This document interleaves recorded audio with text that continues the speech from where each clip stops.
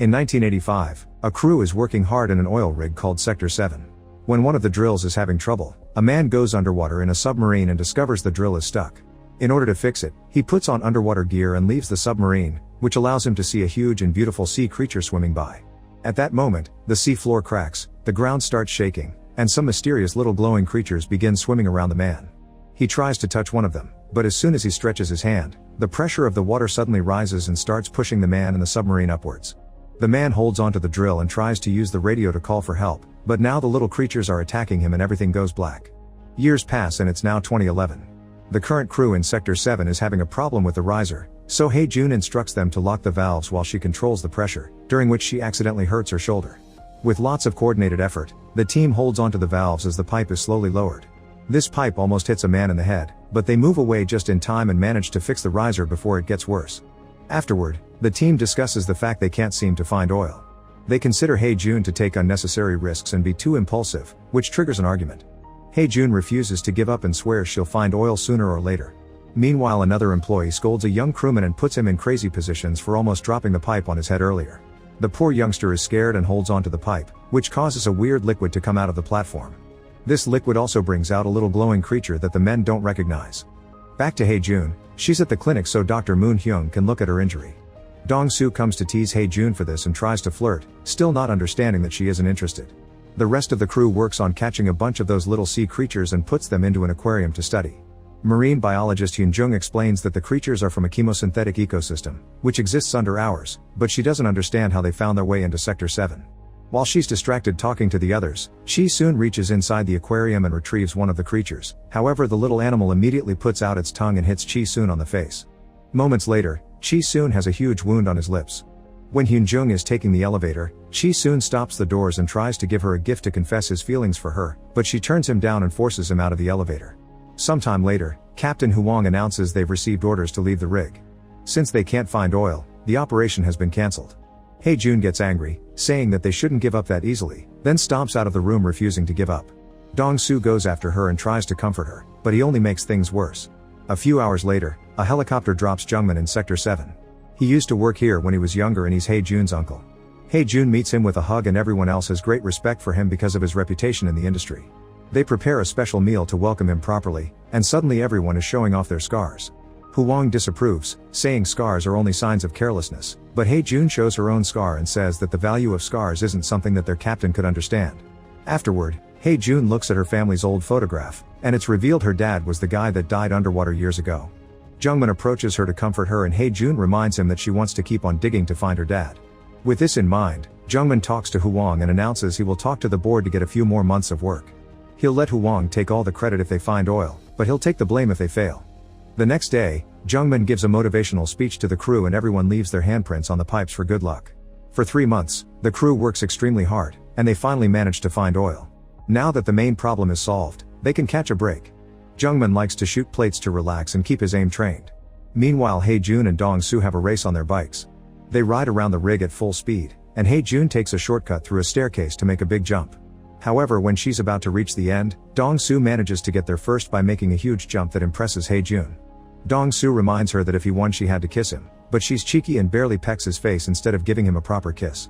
Afterward, Hae-jun and one of the crew members put on their gear and dive into the sea to check the structure underneath the rig. When they check the pipe, they notice damage on the metal and begin working on fixing it. Up in the rig, a strange presence begins sneaking around and hits the rope that is holding Hae-jun's crewmate, which begins pulling him in. The crew notices this and tries to pull up, but instead the rope breaks and the man dies while falling to the bottom of the sea. At that moment Hae-jun's tools malfunction and knock her out, so the crew has to pull her out of the sea using the other rope. Suddenly she sees herself surrounded by weird-looking jellyfish and among them she finds the dead face of her friend, but this turns out to be a dream and Hae-jun wakes up in the clinic. She has a breakdown because of grief, and Jungmin comforts her before sending her to her room to rest. Hyun-jung visits her and wants to tell her something very important, but before she can say anything, she's interrupted by the others and leaves. Then Hyun-jung goes outside to do some thinking and is approached by Chi-soon, who keeps bothering her with his advances. This is seen by the working crew. Later in the evening, Hae-jun sits at her friend's machinery to grieve for him, but she's suddenly startled when the body of Hyun-jung falls on the window. She's taken to the clinic and Moon-hyung inspects the body, deciding that Hyun-jung ended things for herself. Hae-jun refuses to believe it because Hyun-jung wasn't in that state of mind. She also thinks the doctor is rushing the investigation. At that moment, Moon Hyung notices something else. There's male seed on the body, proving someone may have pushed her after all. The crew immediately gets suspicious of Chi-soon and 2 crew members go to find him. Chi-soon swears he didn't do anything, but the others beat him up to capture him. At the clinic, Moon Hyung is looking at the seed under the microscope and discovers there's something different about it. At that moment the guys come with Chi-soon to show him the body, and Chi-soon immediately starts crying. To be sure of the evidence, Moon Hyung asks them to get hair from Chi-soon for a DNA test. Meanwhile Hae-jun remembers Hyun-jung tried to tell her something and guesses something is wrong, so she goes to inspect the laboratory. She hears a noise coming from a cabinet and when she opens it, she's startled by a creature, but it's just a rat. Then she looks outside the laboratory and discovers that substance that looks like male seed is leaking out of the pipes. In the clinic, Moon Hyung is doing the DNA test when he suddenly hears something. He checks the door and sees nothing, but someone off-screen hits him and kills him in seconds. Back to Hae-jun, she continues to look around and finds the broken rope, but at that moment she hears someone running away. When she goes to check, she finds Hwang, who tells her Moon Hyung is dead. The crew gets together to discuss theories and discovers both bodies are gone. The guys think Chi-soon did it, but Jungmin is skeptical. Meanwhile Chi-soon is tied up in the basement and begins shaking in fear when he sees a strange shadow approaching him. At that moment the crew arrives and finds a trail of blood and that seed-like substance that they follow to find Chi-soon hurt in a corner.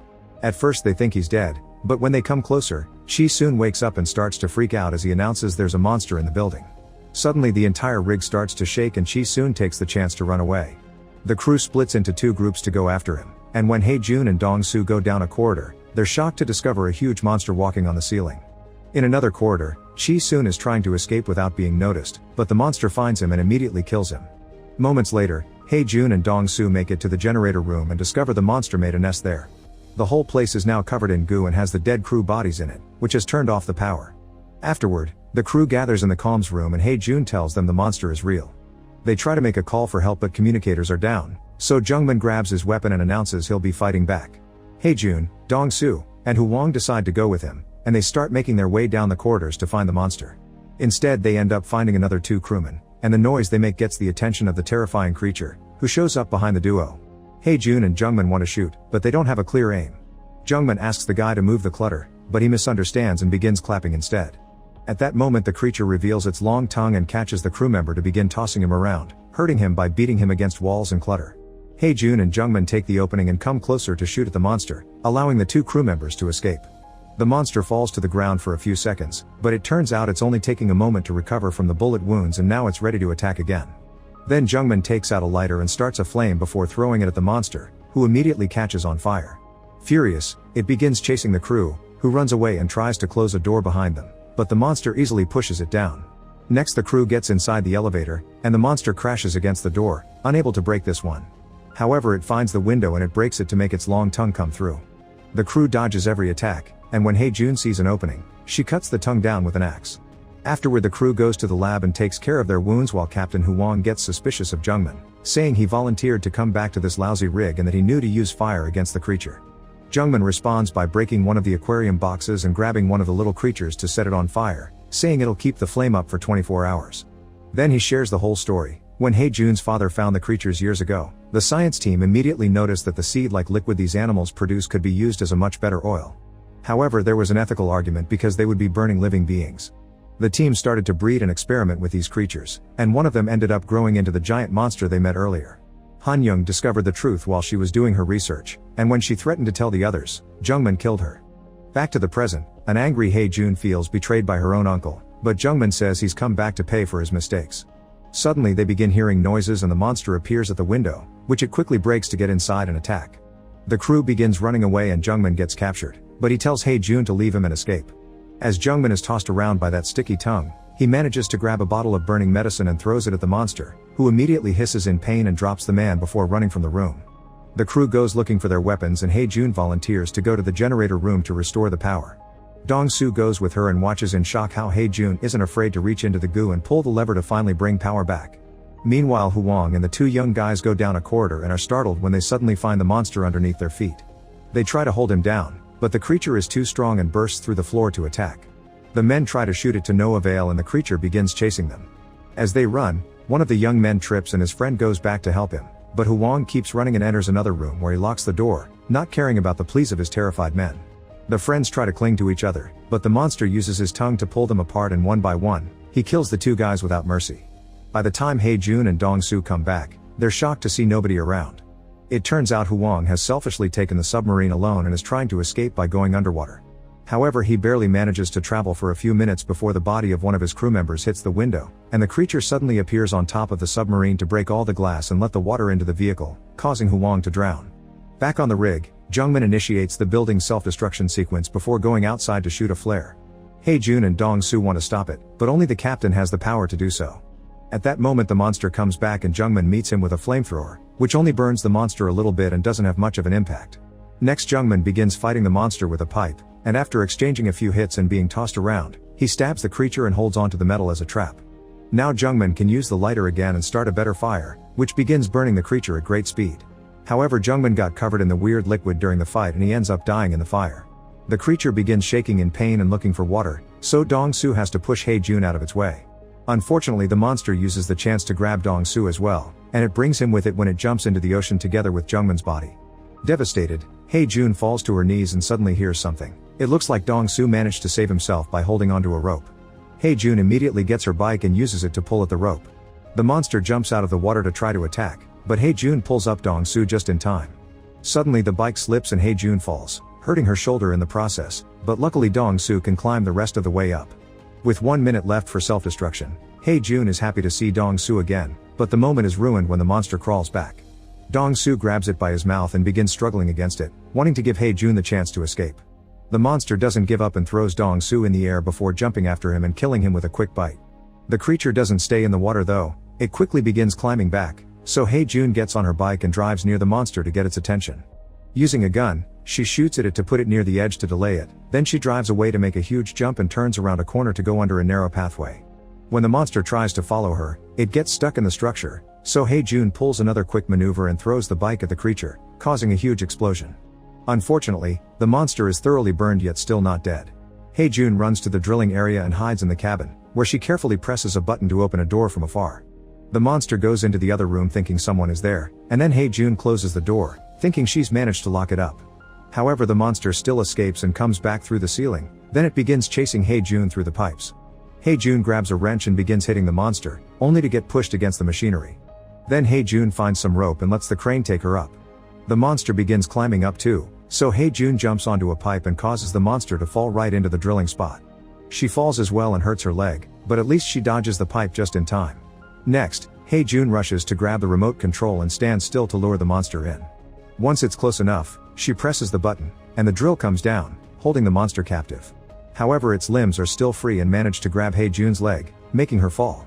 Jun struggles against the hold and drags her body on the floor until she reaches the control and activates the drill, which begins slashing through the monster's body and finally kills it. Afterward, the rig begins to self-destruct. Jun doesn't let all the explosions scare her and she gets on her bike to jump out of the building and reach a nearby platform, where she shoots another flare. Soon a helicopter comes by and rescues her. A few years later, an older Jun comes back to Sector 7 and checks the underwater pipes, where she begins crying when she discovers all the encouraging messages her old crew had written on them before the tragedy. Make sure to subscribe and turn on notifications so you can watch more videos like this. Thanks for watching.